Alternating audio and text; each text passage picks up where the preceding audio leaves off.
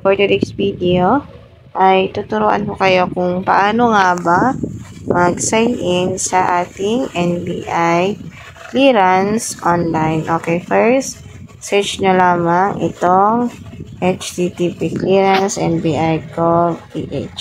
Okay, click lang natin. Then, pasok tayo. Then, click lamang yung agree. Okay, close. Then, mag-sign up na tayo dito ng ating email pati ng ating password. Then, kapag nakapasok na tayo, kagaya niyan, okay, tapos na ako. Okay. Play tayo. Agree. Okay, close. Yan yung transaction na aking ginawa. Okay. Yan naman ay tuturuan mo kayo kung paano nga ba mag-apply ng NBI clearance. Wait lang information. Okay, dito yung application information. Bilap lang natin yung lahat. Then, ang ginawa ko, lahat ng information ay nandyan na. Okay?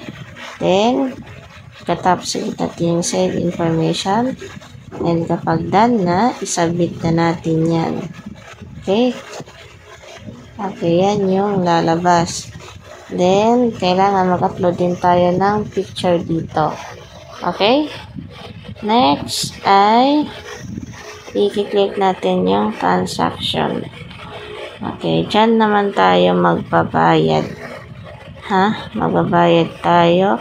Depende sa atin kung through online kagaya ng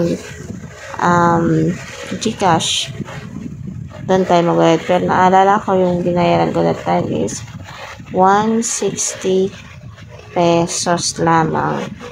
Okay, kapag binayaran natin to in person, kapag magpapagawa tayo, ay magbabayad tayo ng 200 plus. Okay, mas mainam na mag-online na lamang tayo.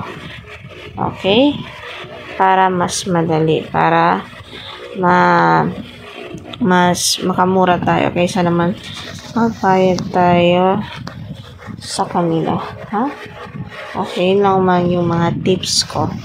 Then, pagkatapos nito, kailangan i-photocopy nyo lamang. Then, kailangan magdala kayo ng 2 valid ID.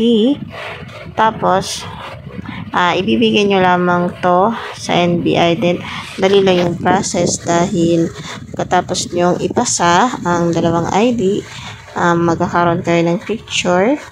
Pipicturean kayo. Then, next, kailangan nyo mag-thumbs up. Doon sa sign din, mag-signature kayo. Pagkatapos, papahintayin lamang kayo. Then, ibibigay nyo sa inyo ang inyong NBI clearance. So, ganun lamang para madali.